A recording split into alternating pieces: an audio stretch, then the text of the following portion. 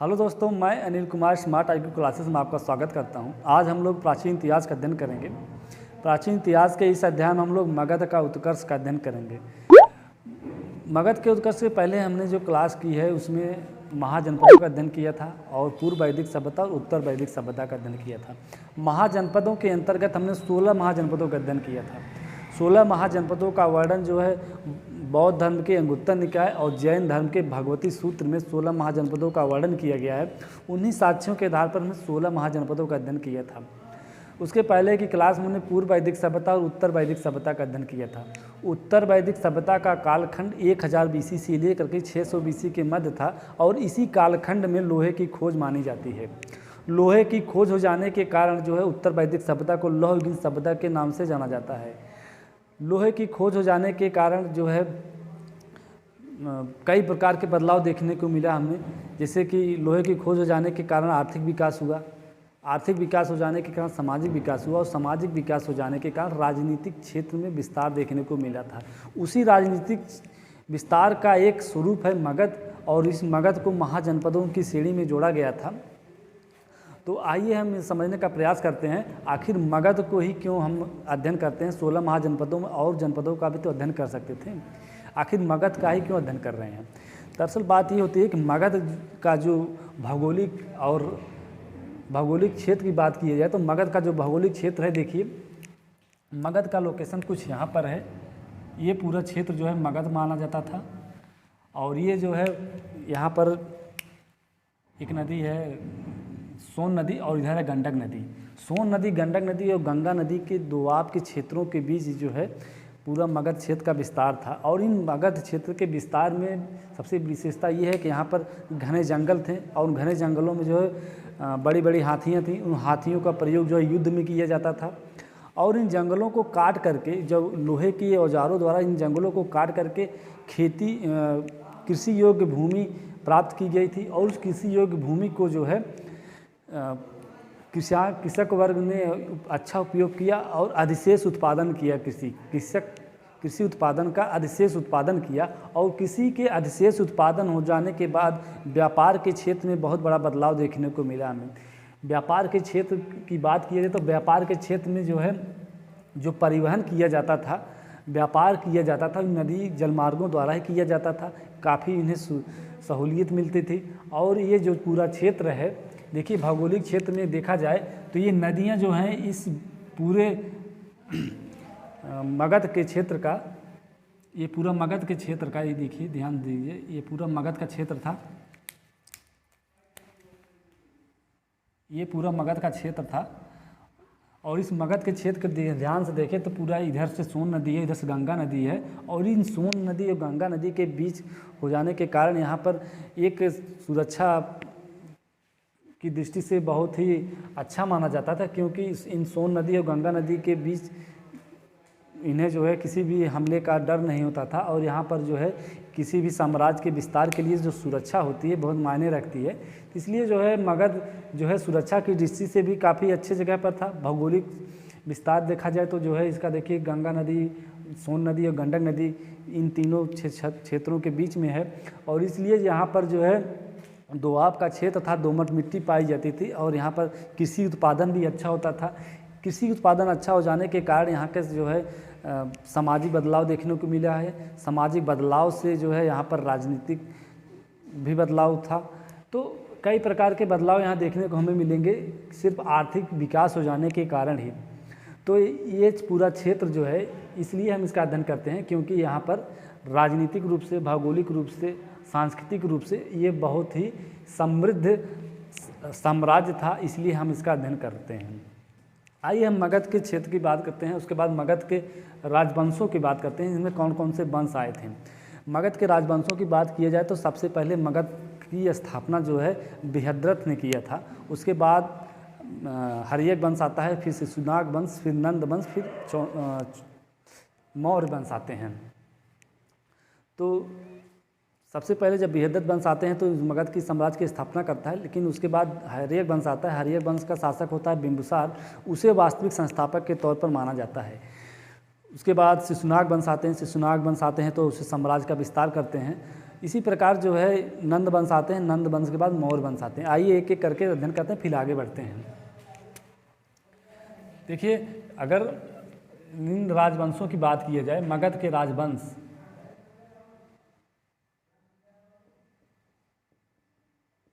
मगध के राजवंश की बात की जाए तो सबसे पहले जो है बृहद्रथ वंश, बृहद्रथ था, बृहद्रथ के नाम पर ही बृहद्रथ वंश की स्थापना किया गया था। बृहद्रथ वंश के बाद जो है हर्यक वंश आता है। हर्यक वंश के बाद शिशुनाग वंश आता है।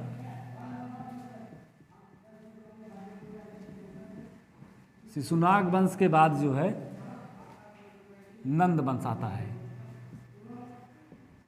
और नंद वंश के बाद मौर्य वंश आता है। तो आज हम लोग जो है इतिहास की दृष्टि से बृहद्रथ वंश का कोई भी बहुत बड़ा योगदान नहीं था, और इसलिए जो है बृहद्रथ वंश का हम अध्ययन नहीं करेंगे। लेकिन आज हम लोग हर्यक वंश, शिशुनाग वंश और नंद वंश का अध्ययन करेंगे। आज हम लोग हर्यक वंश, शिशुनाग वंश और नंद वंश का अध्ययन करेंगे। अगला वीडियो जो हम बनाएंगे उसको हम जो मौर्य वंश का अध्ययन करेंगे। मौर्य वंश इसलिए अलग वीडियो बनाया जाएगा क्योंकि ये मौर्य वंश जो है काफ़ी विस्तार हमने पढ़ने का मौका मिलेगा। तो इसलिए आज हम लोग 3 वंश का अध्ययन करेंगे। इन 3 वंशों के अध्ययन के बाद हम लोग मौर्य वंश की तरफ बढ़ेंगे। आइए एक एक करके हम इसका अध्ययन करते हैं, फिर आगे बढ़ते हैं। देखिए, हर्यक वंश की बात की जाए, सबसे पहले बृहद्रथ वंश की बात कर लीजिए। बृहद्रथ वंश के जो प्रतापी राजा की बात की जाए तो बृहद्रथ वंश का सबसे प्रतापी राजा जरासंध को माना जाता है। जरासंध, इन बृहद्रथ वंश और जरासंध का जो नामों का प्रमाण है हमें पुराणों और महाभारत में देखने को मिलता है। तो यहाँ पर जो है इतिहास की दृष्टि से यहाँ से प्रश्न परीक्षाओं में नहीं पूछे जाते हैं, इसलिए हम बृहद्रथ वंश का अध्ययन नहीं करेंगे। लेकिन इतना ये जान लीजिए, इन क्रमों को आप परीक्षाओं की दृष्टि से ये बहुत इंपॉर्टेंट होता है कि सबसे पहले बृहद्रथ वंश आता है, फिर हर्यक वंश, शिशुनाग वंश, नंद वंश, मौर्य वंश। इन नामों को जो है क्रम से जानते रहिएगा। इन वंशों को जो है कभी कभी परीक्षाओं में मिलाने के लिए आ जाता है। उसके बाद हम लोग हर्यक वंश का अध्ययन करते हैं। पहले हर्यक वंश के अंतर्गत 5 राजाओं को वर्णन किया जाता है, जिसमें सबसे पहले बिंबिसार आता है। बिंबिसार ने हर्यक वंश की स्थापना करता है, और यह बिंबिसार हर्यक वंश की स्थापना करने के बाद इसके जो अजातशत्रु उत्तराधिकारी बनता है। अजातशत्रु के बाद उदयन आता है। उदयन के बाद जो है अनिरुद्ध आते हैं। अनिरुद्ध के बाद मुंडक आता है। मुंडक के बाद नागदासक। ये प्रमुख इसके राजशासक थे हर्यक वंश से संबंधित, जिसमें से 3 ही प्रमुख हैं आपके लिए परीक्षाओं की दृष्टि से, बिंबिसार, अजातशत्रु और उदयन। इनके जो कार्य हैं परीक्षाओं में पूछे जाते हैं। उसके बाद हम लोग शिशुनाग वंश का अध्ययन करेंगे। शिशुनाग वंश में शिशुनाग वंश की स्थापना जो है शिशुनाग ही करता है, और शिशुनाग का उत्तराधिकारी कालाशोक। यहाँ पर 2 लोगों का अध्ययन करेंगे, एक शिशुनाग, दूसरा कालाशोक। तीसरा है नंद वंश। नंद वंश के अंतर्गत नंद वंश की सबसे पहले संस्थापक की बात की जाए तो इसका जो संस्थापक है महानंदन है, या महानंदिन, ये दोनों नाम मिलते हैं। महानंदन का पुत्र होता है महापदानंद, उसके बारे में अध्ययन करेंगे। और पदानंद का जो पुत्र है उसका नाम है घनानंद। और उसके बाद मौर्य वंश आता है। मौर्य वंश के अंतर्गत हम लोग नेक्स्ट वीडियो में पढ़ेंगे, लेकिन उसके जो शासक हैं प्रमुख से चंद्रगुप्त मौर्य वंश का संस्थापक है। उसके बाद चंद्रगुप्त मौर्य के बाद बिंदुसार आता है। बिंदुसार के बाद अशोक आते हैं। आइए इन नामों को देखते हैं, फिर आगे बढ़ते हैं। इन नामों को देखा जाए तो देखिए, सबसे पहले बिंबिसार है। इन नामों को ध्यान से देखिएगा। बिंबिसार हैं। बिंबिसार के बाद अजातशत्रु हैं। अजातशत्रु के बाद उदयन हैं। उदयन को जो है उदयभद्र के भी नाम से जाना जाता है, इसे उदयभद्र भी कहते हैं। फिर उसके बाद आते हैं, ये 3 ही प्रमुख राजा हैं, ये 3 ही प्रमुख शासक हैं। उसके बाद जो 3 प्रमुख शासक हैं उनका इतिहास की दृष्टि से बहुत बड़ा योगदान नहीं है, लेकिन नाम उनके जानते रहिए आप। अनिरुद्ध हैं, अनिरुद्ध हो गए। गंडक हैं, नहीं मुंडक हैं, सॉरी मुंडक हैं। मुंडक के बाद नागदासक। नागदासक को दर्शक के नाम से भी जाना जाता है। तो यहाँ प्रमुख 3 शासक 6 शासक हैं, बिंबिसार, अजातशत्रु, उदयन, अनिरुद्ध, मुंडक और नागदासक। और यहाँ पर देखिए, यहाँ पर शासक जो हैं ये शिशुनाग वंश है। शिशुनाग वंश की स्थापना जो है शिशुनाग करता है। शिशुनाग वंश है, शिशुनाग वंश की स्थापना शिशुनाग ही करता है। और उसके बाद इसका एक पुत्र होता है, शिशुनाग हो गया। शिशुनाग के बाद जो है इसका पुत्र है कालाशोक है। कालाशोक, कालाशोक को जो है काकवर्ण के भी नाम से जाना जाता है। इसे काकवर्ण भी कहते हैं, इसे काकवर्ण भी कहते हैं, काकवर्ण। और इसके नाम का जो प्रमाण है दिव्यदान में मिलता है।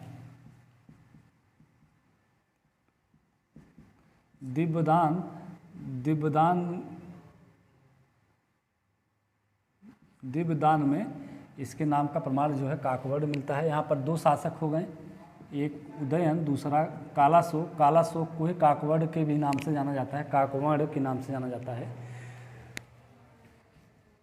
आइए हम आगे बढ़ते हैं, नंद वंश की तरफ बढ़ते हैं। नंद वंश में जो है, नंद वंश की स्थापना जो है महानंदन करता है। महानंदन इसका संस्थापक है। महानंदन का पुत्र होता है महापदानंद। और महापदानंद का जो पुत्र है उसे घनानंद है, वो घनानंद। घनानंद की मृत्यु जो है चंद्रगुप्त मौर्य के द्वारा होती है। इसकी हत्या जो है चंद्रगुप्त मौर्य करता है। इसकी हत्या जो है चंद्रगुप्त मौर्य करते हैं। चंद्रगुप्त मौर्य इसकी हत्या करते हैं, इसलिए जो अगला शासक होगा मौर्य वंश की स्थापना करेगा। यानी चंद्रगुप्त मौर्य ही मौर्य वंश का मौर्य वंश की स्थापना करते हैं। और मौर्य वंश के अंतर्गत देखिए कौन कौन से शासक होंगे। चंद्रगुप्त मौर्य होंगे,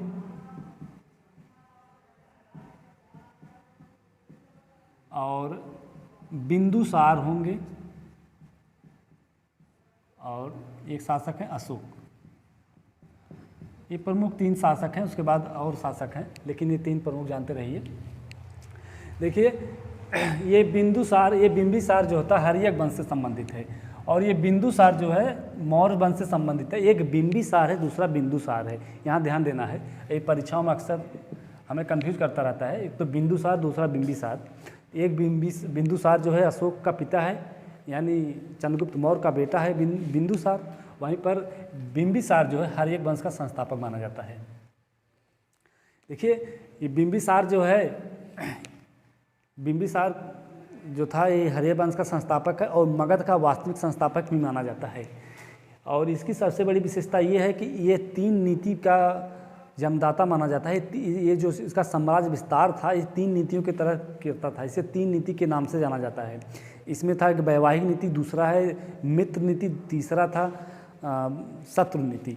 मित्र नीति और विवाहिक नीति के तहत इसने 3 शादियाँ की थी।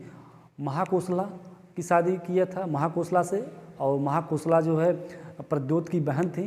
कौशल नरेश प्रद्योत की बहन को महाकोशला थी, और उसी के साथ शादी किया था बिंबिसार। और बिंबिसार को जो है उस शादी में दहेज के रूप में काशी प्राप्त होता है, और काशी से ये काफ़ी धन अर्जित करता था। और उसके बाद बढ़ते हैं अजातशत्रु की तरफ। अजातशत्रु जो है बिंबिसार की हत्या करके, यानी अपने पिता की हत्या करने के बाद ये शासक बनता है, और इसलिए हर्यक वंश को पितृहंता वंश के भी नाम से जाना जाता है। और अजातशत्रु की सबसे बड़ी विशेषता ये है कि ये जब शासक बनता है उस समय ये अपने साम्राज्य का काफ़ी विस्तार करता है, जिसमें से वह साम्राज्य का विस्तार करता है जिसमें उसे कौशल, काशी और वैशाली, ये तीनों क्षेत्र जो है इसके अधिकार क्षेत्र में हो जाते हैं।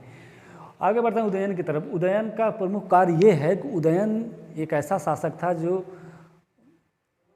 हर्यक वंश था। यहाँ जितने भी वंश हैं देखिए इनके जो राजधानियाँ थीं, इनकी राजधानियाँ राजगिरी होती थीं, लेकिन उदयन पहली बार आता है और अपनी राजधानी को जो है पाटलिपुत्रा बनाता है। देखिए लोकेशन के हिसाब से इसका समझ लीजिए आप। पहले जो राजगिरी होता था, राजगिरी 5 पर्वत श्रेणियों से घिरा हुआ एक क्षेत्र था, और सुरक्षा की दृष्टि से, वो सुरक्षा प्राचीर की दृष्टि से काफ़ी अच्छी मानी जाती थी। और चारों तरफ से जो है 5 पर्वत श्रेणियाँ होती थी और बीच में जो है राजगिरी था और वह जो है सुरक्षा करते थे उसका। तो देखिए राजगिरी यहाँ पर स्थित था और पाटलिपुत्रा यहाँ पर स्थित है। पाटलिपुत्रा जो है गंगा नदी के तट पर स्थित है। गंगा और सोन और गंडक नदी के संगम पर जो है पाटलिपुत्रा स्थित था। और इस पाटलिपुत्रा को राजधानी बनाया था उदयन ने, और उसके पहले बिंबिसार, अजातशत्रु और बृहद्रथ ने जो राजधानियाँ उपयोग किए थे वो थी राजधानी राजगिरी। यहाँ पर राजगिरी को गिरिब्रज के नाम से भी जानते हैं। राजगिरी यहाँ थी और उसके बाद ये पूरा मगध क्षेत्र था। तो मगध के क्षेत्र का विस्तार होते जब यहाँ पर गंगा नदी तक इसका विस्तार हो गया तो यहाँ पर जो है उदयन जो है यहाँ पर अपनी राजधानी बनाता है। देखिए यहाँ पर है आपका गिरिब्रज और यहाँ पर है पाटलिपुत्रा। तो पाटलिपुत्रा की राजधानी को सर्वप्रथम उदयन ने बनवाया था और ये पूरा क्षेत्र जो है इसी के अंदर आता था। तो ये पूरा मगध का क्षेत्र था। तो यहाँ हमने ये समझा। और ये इसके बगल ही एक और राज्य था, इसका नाम अंग था। अंग को जो है अजातशत्रु ने अपने क्षेत्र में मिला लिया था। अंग को जो है अजातशत्रु अपने क्षेत्र में मिला लेता है। तो यहाँ पर देखिए अंग जो है इसके अंतर्गत आता है। तो गिरिब्रज है। उसके बाद हम पढ़ते हैं अनिरुद्ध, मुंडक और नागदासक। अनिरुद्ध, मुंडक और नागदासक का कोई बहुत बड़ा योगदान नहीं था। ऐतिहासिक दृष्टि से इनके नामों को कोई उल्लेख नहीं मिलता है। लेकिन नागदासक जो है इस वंश का अंतिम शासक था। यहाँ से परीक्षाओं की दृष्टि से ये इम्पॉर्टेंट बन जाता है। तो नागदासक इस वंश का अंतिम शासक है और इसलिए इम्पॉर्टेंट है। तो नागदासक अंतिम शासक है यहाँ पर और इसकी हत्या जो है शिशुनाग करता है। इसके बाद शिशुनाग वंश की स्थापना होती है। शिशुनाग जो शासक बनता है और यह जो है सबसे प्रमुख कार्य इसका ये होता है कि ये वत्स और अवंती को भी अपने राज्य क्षेत्र में मिला लेता है। तो यहाँ पर शिशुनाग जो है वत्स और अवंती को अपने क्षेत्र में मिला लेता है। उसके बाद कालाशोक शासक बनता है। कालाशोक की सबसे यहाँ से प्रश्न ऐसे बनता है कि कालाशोक का जो प्रमुख जो कार्य था यहाँ पर कि बुद्ध के मृत्यु के 100वें वर्ष के उपलक्ष्य में इसने द्वितीय बौद्ध संगीति का आयोजन किया था। वैशाली में द्वितीय बौद्ध संगीति का आयोजन किया था कालाशोक और इसे काकवड़ के भी नाम से जाना जाता है। फिर उसके बाद शुरू होता है नंद वंश। नंद वंश की स्थापना जो है महानंदन करता है और इसका जो है महानंदन का पुत्र होता है महापदानंद। महापदानंद की विशेषता ये है कि यहाँ जो है महापदानंद अपने आप को परशुराम कहता था और यह अपने आप को सर्व क्षत्रु संहारक के नाम से जाना जाता था ये। और सबसे बड़ी विशेषता ये है कि यह जो है एकराट की उपाधि धारण किया था। और ये इसलिए जो है क्योंकि एकराट की उपाधि धारण करने का कारण ये था कि यह पूरा यहाँ पर देखिए ये आपका पूरा मगध हो गया, ये अंग है और यहाँ पर वैशाली है और यहाँ पर कौशल है, यहाँ पर कौशल है, कोसला है, यहाँ पर मगध, यहाँ पर वैशाली है। तो ये और इधर देखिए यहाँ पर आपका अवंती है। ये पूरा क्षेत्र जो है अब पूरा क्षेत्र जो है महापदानंद के अंतर हो गया था और इसलिए जो है महापदानंद जो है अपने आप को एकराट घोषित कर दिया था। उसके बाद महापदानंद का पुत्र होता है घनानंद और घनानंद की प्रमुख विशेषता ये थी कि घनानंद ये नंदवंश का अंतिम शासक था और घनानंद के जब मगध का शासक था उसी समय सिकंदर जो है भारत पर आक्रमण करता है। तो इसलिए पूछा जाता है कि जब सिकंदर भारत पर आक्रमण करता है तो उस समय भारत का शासक कौन था, मगध का शासक कौन था। तो मगध का शासक जो है घनानंद था और घनानंद की हत्या चंद्रगुप्त मौर्य करते हैं और वहीं से मौर्य वंश की स्थापना होती है। तो हम लोगों ने यहाँ पर मगध के उत्कर्ष में जो है प्रमुख राजवंशों के बारे में अध्ययन किया। आइए हम उसके बाद विस्तार से अध्ययन करने का प्रयास करते हैं। अभी हमने मगध के उत्कर्ष का विस्तार पूर्वक अध्ययन किया है। आइए अब उसको हम व्यवस्थित ढंग से अध्ययन करते हैं और ये जो है जैसे कि परीक्षाओं में जैसे जिस प्रारूप में प्रश्न बनते हैं उसी हिसाब से इसका अध्ययन करते हैं और ये जो है परीक्षा के दृष्टि से बहुत ही इंपॉर्टेंट है, यहाँ से प्रश्न अक्सर बनते हैं। आइए एक एक करके इसका अध्ययन करते हैं। अगर मगध की बात की जाए तो मगध वंश का जो संस्थापक की बात की जाए तो मगध वंश का संस्थापक जो है बृहद्रथ को माना जाता है और बृहद्रथ का पुत्र होता है जरासंध। और यहाँ पर जो है परीक्षाओं में बहुत प्रश्न नहीं बनते हैं, इसलिए जो है इस वंश के बारे में जो है अधिक साक्ष्य नहीं मिलते हैं। साक्ष्यों की बात की जाए तो बृहद्रथ के बारे में यही मिलता है कि यहाँ से पुराणों और महाभारत में इसके नामों का साक्ष्य मिलता है। तो यहाँ पर ये जो है इम्पॉर्टेंट नहीं है परीक्षा की दृष्टि से, लेकिन जहाँ पर बात की जाए तो मगध वंश का संस्थापक की बात की जाए तो संस्थापक जो है बृहद्रथ है। अब जब वहीं पर वास्तविक संस्थापक की बात की जाए तो वास्तविक संस्थापक बिंबिसार हो जाता है। आइए हम अध्ययन करते हैं, फिर आगे बढ़ते हैं। तो मगध वंश के वंशों का क्रम की बात की जाए तो इनके वंशों का क्रम से यहाँ से परीक्षाओं में अक्सर प्रश्न बनते हैं। इसके वंश में जो है बृहद्रथ हैं, हर्यक वंश है, शिशुनाग वंश है, नंद वंश है और मौर्य वंश है। 5 वंश हैं जो उनके नामों के क्रमों को याद रखिएगा कि यहाँ पर प्रश्न अक्सर बनते हैं। बृहद्रथ वंश है, हर्यक वंश है, शिशुनाग वंश है, नंद वंश है और मौर्य वंश है। तो हम लोग आज बृहद्रथ, शिशुनाग और नंद वंश के बारे में अध्ययन करेंगे। अगले अध्याय में हम लोग मौर्य वंश के बारे में अध्ययन करेंगे। तो आइए सबसे पहले हर्यक वंश के बारे में अध्ययन करते हैं। हर्यक वंश का जो कालखंड है 544 BC से लेकर के 412 BC के मध्य माना जाता है और यह वंश जो है इसके अंतर्गत बिंबिसार आते हैं, अजातशत्रु आते हैं, उदयन है, अनिरुद्ध है, मुंडक है और नागदासक हैं। और इस वंश का सबसे अंतिम शासक नागदासक को माना जाता है। और सबसे प्रमुख राजाओं की बात की जाए तो बिंबिसार हैं, अजातशत्रु हैं और उदयन हैं। आइए हम उदयन की बात करते हैं, फिर अजातशत्रु, फिर उदयन की बात करेंगे। सबसे पहले बिंबिसार की बात करते हैं। तो हर्यक वंश का संस्थापक जो है बिंबिसार को माना जाता है और बिंबिसार को ही जो है मगध वंश का वास्तविक संस्थापक माना जाता है। और इसके अन्य नामों की बात की जाए तो इसका दूसरा नाम क्षत्रोजस के नाम से भी जाना जाता है। क्षत्रोजस नाम का जो प्रमाण है कि मत्स्य पुराणों में मिलता है और वहीं पर श्रोणिक जो नाम का प्रमाण जो है जैन साहित्य में मिलता है। जैन साहित्य को आगम के भी नाम से जाना जाता है। तो इसके जो 2 नामों का प्रमाण मिलता है, यह परीक्षाओं की दृष्टि से इम्पॉर्टेंट है कि इसको जो है क्षत्रोजस के नाम से जाना जाता है और यह जो नाम का प्रमाण मिला है मत्स्य पुराण में मिला हुआ है। और श्रोणिक के भी नाम से जाना जाता है। श्रोणिक जो है जैन साहित्य में मिलता है। बिंबिसार की साम्राज्य विस्तार की 3 नीतियाँ थीं, एक वैवाहिक नीति, दूसरी मित्र नीति और तीसरी युद्ध नीति। और इन तीनों नीतियों में सबसे प्रमुख था इसका वैवाहिक नीति। वैवाहिक नीति के द्वारा ही इसने अपने साम्राज्य का काफ़ी व्यवस्थित ढंग से इसका विस्तार किया था। वैवाहिक संबंधों की बात की जाए तो वैवाहिक नीति के तहत उसने महाकोसला से शादी किया था, चेरना से शादी किया था और क्षेमा से शादी किया था।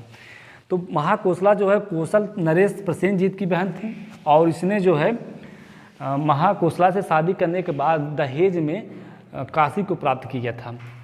और काशी से प्राप्त होने के बाद इसने जो है प्रतिवर्ष 1 लाख मुद्राओं की इसकी आमदनी होती थी और इसके साम्राज्य विस्तार और इसकी आर्थिक स्थिति में काफ़ी मजबूती आई थी।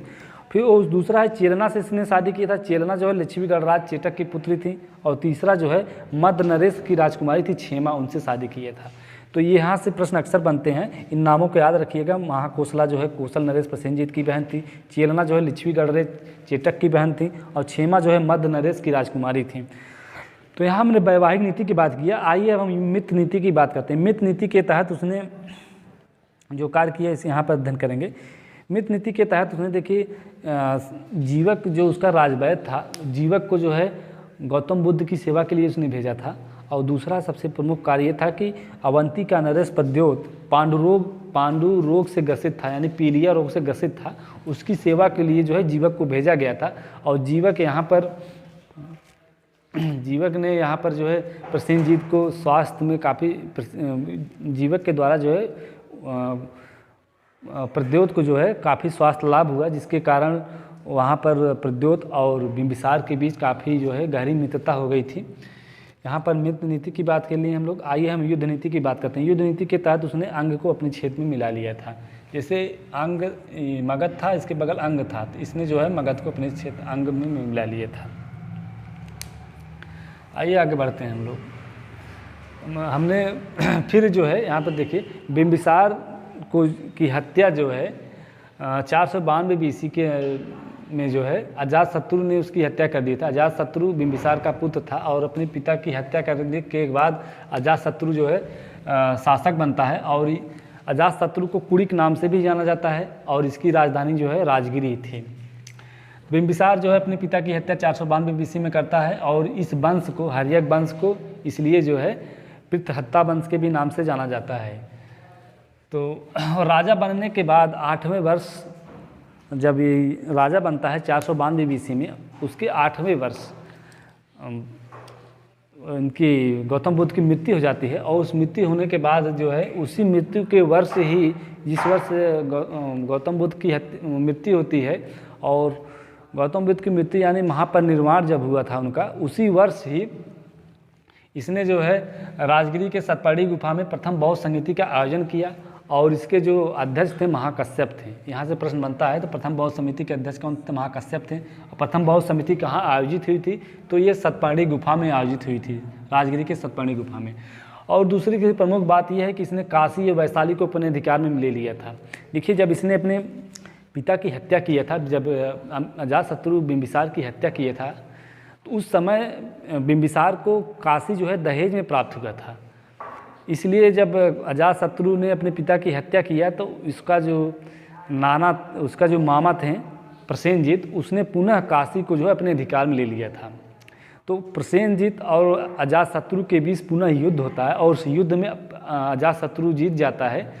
युद्ध में जीतने के बाद अजातशत्रु की शादी जो है प्रसेनजीत की पुत्री वाघीरा से इसकी शादी होती है और पुनः जो है इसे काशी दहेज में प्राप्त होता है। इसने काशी और वैशाली को अपने अधिकार में ले लिया और कौशल को भी अपने मगध साम्राज्य में मिला लिया था। कौशल जो है राजा विहीन हो गया था, कोई शासक नहीं रह गया जब वहाँ पे, तो इसने भी अपने कौशल को जो है अपने साम्राज्य में मिला लिया था। कौशल के लिए उसे युद्ध करने की कोई ज़रूरत नहीं पड़ी थी और यह जो है क्योंकि वहाँ का जो अंतिम राजा था बिडब्बू था और बिडब्बू की मृत्यु जो है नदी में डूबने के कारण हो गई थी, इसलिए जो है कौशल का कोई शासक नहीं था, इसने अपने साम्राज्य में मिला लिया था। आगे बढ़ते हैं। अजातशत्रु का पुत्र होता है उदयन।